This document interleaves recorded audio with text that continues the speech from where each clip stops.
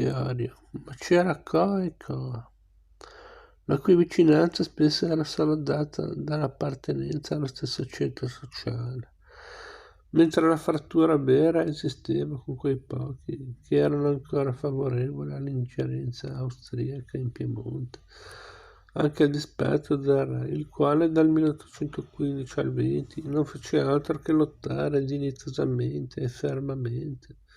contro l'invadenza austriaca da parte del Metternich e da parte della propria moglie Maria Teresa d'Austria,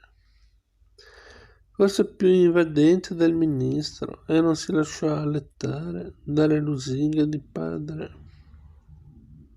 su cui soffiava la regina, onde cedesse a dare la successione del Piemonte alla figlia Beatrice, sposata a un austriacante come il duca di Modena.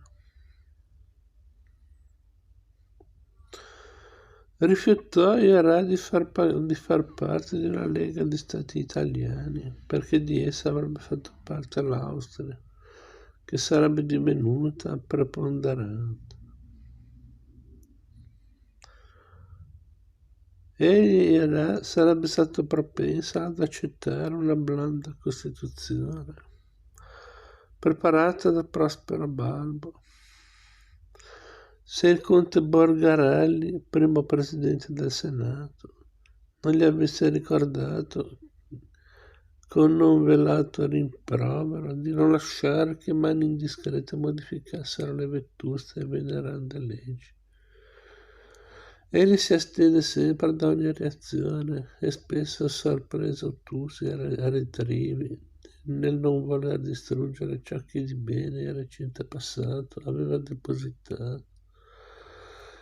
La crica reazionaria gli tarpava le ali, gli impediva di attuare ciò che sentiva come necessario o di rifiutare ciò che del passato doveva rimanere morto e sepolto.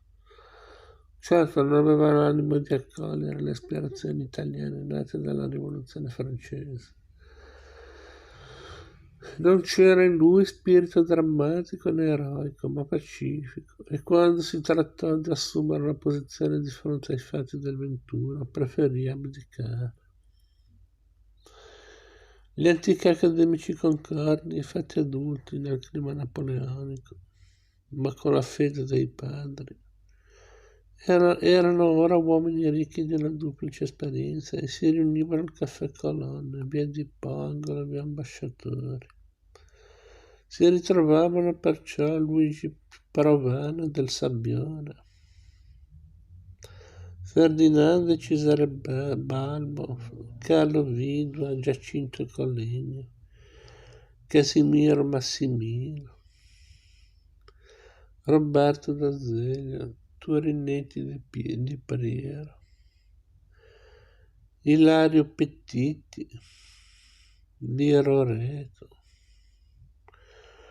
Carlo Ceppi e altri, nelle cui discussioni facevano giustamente rientrare con profilo politico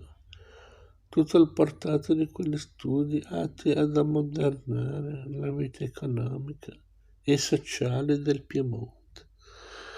Nel 1821 il Balbo scriveva: i piemontesi hanno venduto e combattuto, amministrato,